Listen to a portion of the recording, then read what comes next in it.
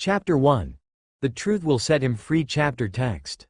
At age 3, Izuku Midoriya dedicated himself to becoming a hero. At age 4, Izuku Midoriya was told he was born quirkless. At age 15, Izuku Midoriya learned this wasn't true. The 26th of February 2179. Honey, dinner's ready. Izuku Midoriya looked up from the Silver Age All Might figure he was holding. He had failed. The last 10 months of his life had been the most punishing and grueling of his life, yet they had also been the best. There was no way Izuku would get into UA when he didn't even manage to score a single point in the practical exam. Would All Might ask for one for all back since Izuku had failed?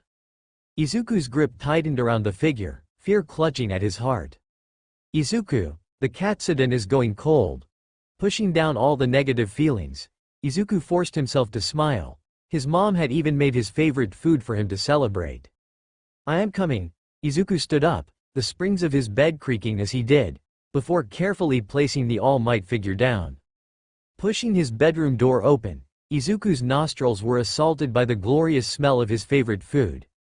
Inko Midoriya looked up, smiling at the sight of her son. He was looking more and more like his father every day.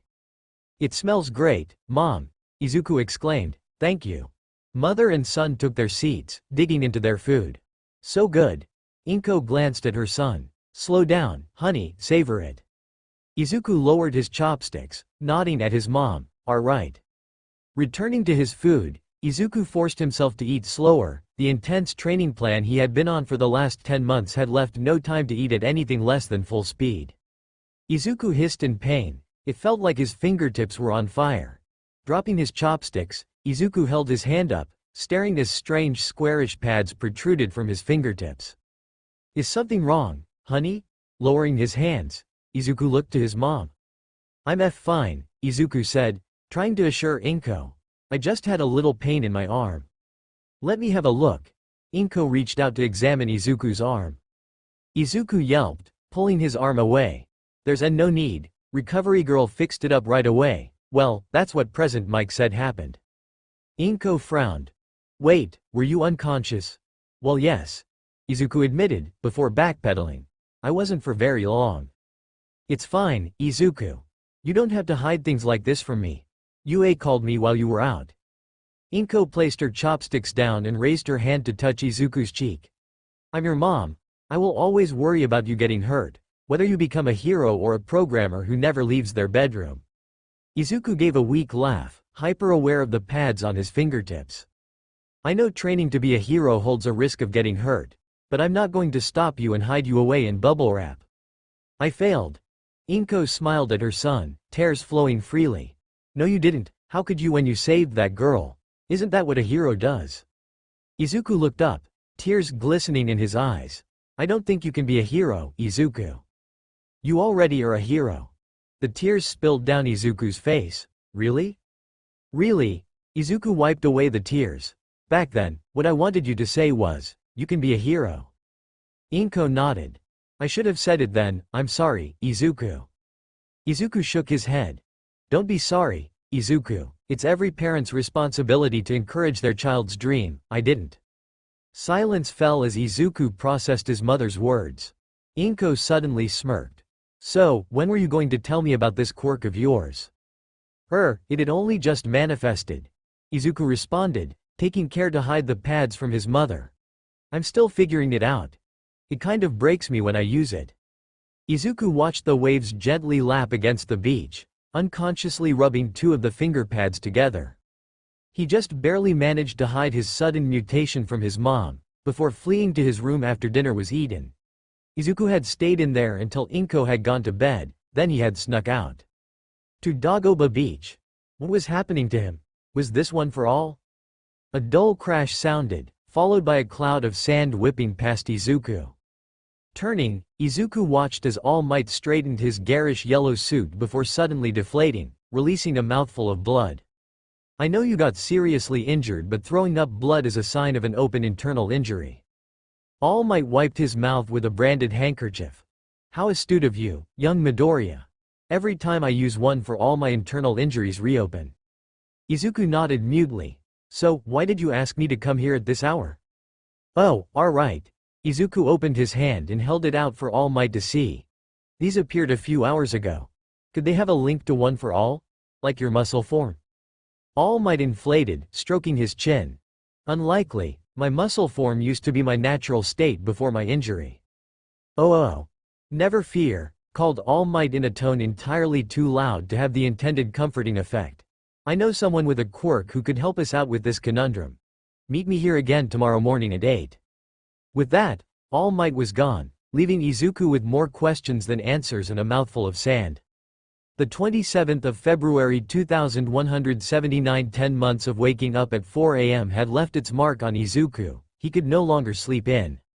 So he'd gone for a run, a 3-hour run. A year ago Izuku would have collapsed before even getting halfway. Now, he barely felt tired.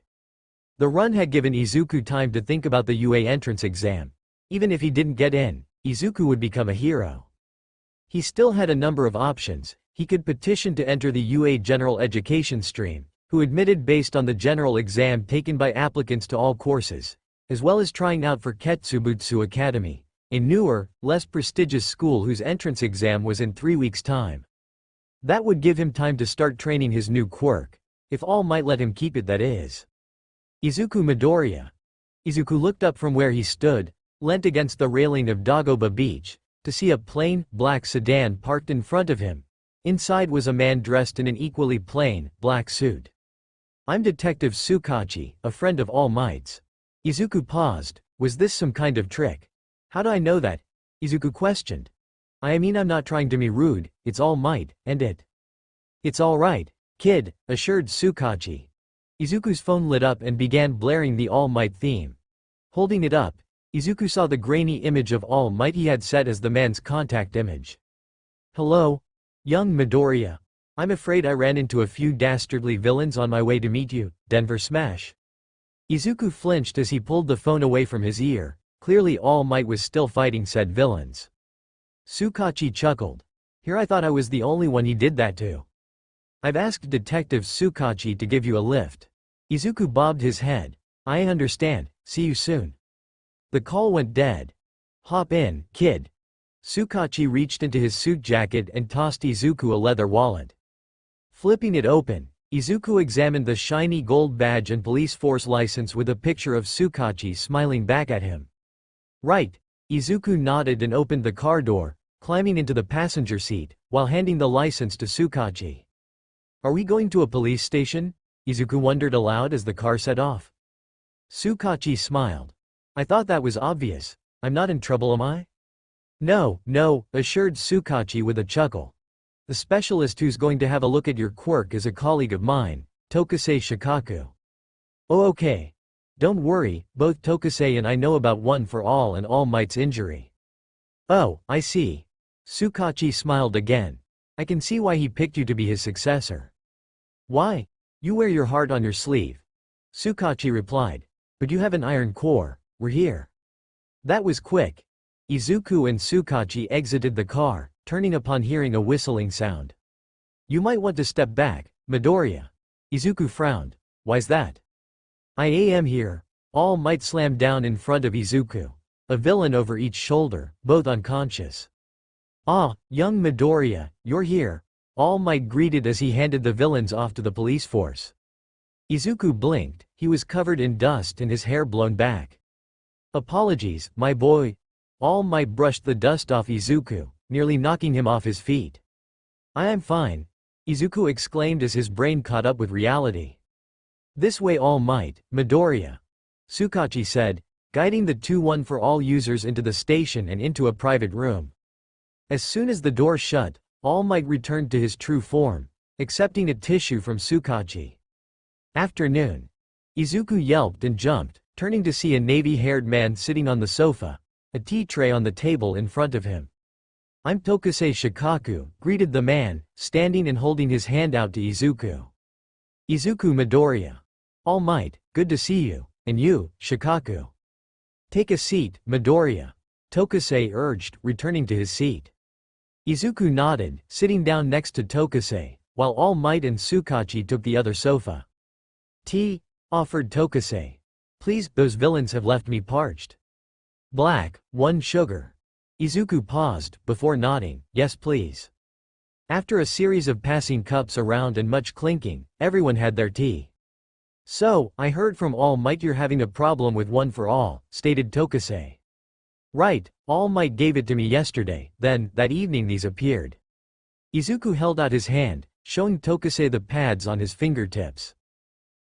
Interesting, Tokase mused, examining the pads. I'll explain my quirk before I use it on you. It's called Quirk Space. It allows me to enter a visual manifestation of my quirk and the quirks of those I touch. I use it to log the quirks of villains after they've been arrested. Wow! Izuku exclaimed, barely managing to stop himself from bombarding Tokase with questions. I'll take you into my quirk space first to let you get acclimatized. Tokase placed his hand on Izuku's arm, his eyes turning solid gray and glowing. Brace yourself.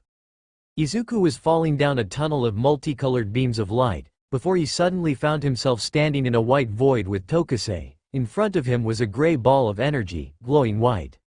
That's my quirk. Tokase walked forwards, placing his hand on the quirk ball as his eyes glowed again. Quirk Space, manifested in Tokase Shikaku, aged 4, on November 4, 2147. Type, emitter. Allows the holder to enter quirk space and examine the quirks contained within. Tokase's eyes returned to normal. Any questions? Izuku looked around the void. A dome of loose energy strands of all colors surrounded them. What are those? Junk data. Quirk DNA I inherited from my parents but didn't become part of my quirk. Tokase answered. It's how quirks and the characteristics can jump generations. It's amazing. Wait, is that the date? Questioned Izuku, pointing to where the time and data was printed mid-air in black, the seconds ticking slower than normal.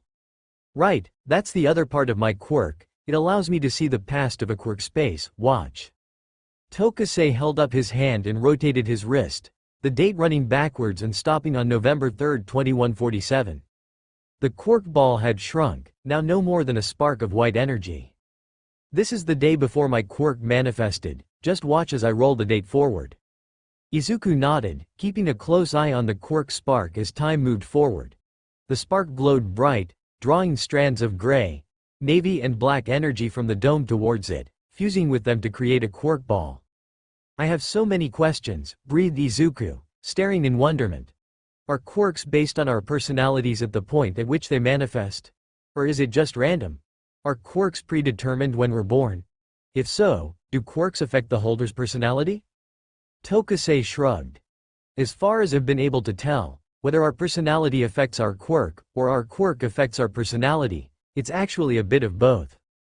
Now, how about we have a look at your quirk space? Izuku was falling through the rainbow tunnel again, but this time he was ready for it, making him far less disorientated when they entered Izuku's quirk space. The first thing Izuku noticed was the void. It was a different color, black instead of white. The second thing Izuku noticed was that there wasn't one quirk ball, there were two. That's impossible. Izuku stuttered in disbelief. I was quirkless. Looks like whoever diagnosed you was wrong. A hack, no doubt. Tokase commented. Let me guess, the toe joint test. Izuku nodded mutely, trying to process what he saw before him, one dark green quirk, the other a brilliant red. That test was notoriously unreliable. It was scrapped a few years back after a kid diagnosed quirkless turned out to have a quirk that gave them extra joints. Izuku couldn't help himself, he snorted. That was my reaction too. Tokase stroked his chin. Now, let's see what we're looking at. Reaching out, Tokase touched the dark green quirk. As I thought, that's one for all. I didn't expect it to be green, admitted Izuku. It wasn't, in All Might it's yellow, and from what little he's said about his predecessor it was probably some shade of purple for her. So what's the other quirk? Grasping the red quirk, Tokase activated his own power. Quirk Smith, manifested in Izuku Midoriya, aged 4, on July 7, 2168. Type, emitter.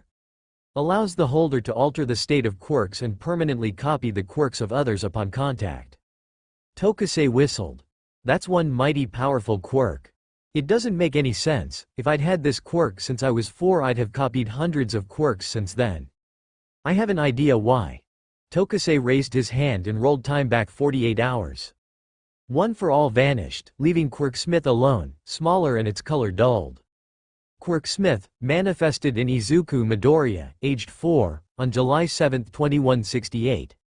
Type, emitter. Allows the holder to analyze the state of quirks and copy the quirks of others for 0.08 seconds upon contact. It changed. Tokusei nodded, advancing time back to the present, returning Izuku's second quirk. The power of one for all caused your quirk to mutate, it strengthened it. All this time I thought I was quirkless, I had one. Izuku looked down sadly, before forcing himself to cheer up. Now, those pads on your fingers, I think I can guess how you got them. Tokusei grabbed Quirk's face with both hands and stretched, expanding it and revealing 4 more quirks inside of it.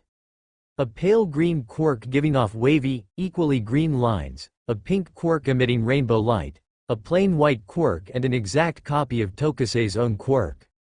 Let's try this one. Tokusei touched the pink quirk. Zero gravity, manifested in Ochako Uraraka, aged 4, on March 16, 2168. Type, emitter. Allows the holder to remove the gravity of solid objects upon contact with the pads of their fingertips. Zero gravity, that must have been from the girl at the entrance exam, she used her quirk on me to stop my fall. Try sensing the other 2 quirks, you copied mine after all, just physical contact will do, encouraged Tokusei. Izuku nodded, reaching out and touching the white quirk. Heal, manifested in Chiyo Shuuzenji, aged 9, on August 9, 2111. Type, emitter. Allows the holder to accelerate the target's healing process at the cost of the receiver's stamina. That must have been when Recovery Girl healed me, then that means this must be. Touching the green quirk, Izuku's eyes glowed gray. Attraction of small objects, manifested in Inko Midoriya, aged 5, on April 23, 2142. Type, emitter. Allows the holder to attract objects of lower mass than themselves via telekinesis. Last night, she touched my face, that must have been when I copied it. Looks like you can toggle quirks you copied on and off, trying turning zero gravity off, suggested Tokusei. Izuku nodded, concentrating on zero gravity, feeling its power before turning it off. His fingertips itched again, but when Izuku looked down, the pads were gone. Well then kid, looks like you've got a lot of work to do.